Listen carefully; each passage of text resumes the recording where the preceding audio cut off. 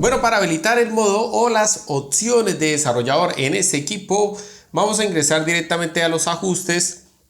Luego vamos acerca del teléfono y acá ya ingresando nos va a aparecer la función de número de compilación. Tocamos varias veces hasta que me diga que soy desarrollador. Luego de eso vamos y nos salimos al menú principal y vamos donde dice sistemas y actualizaciones y acá nos aparece la opción de modo desarrollador. Recuerden que esto habilita lo bueno y lo malo.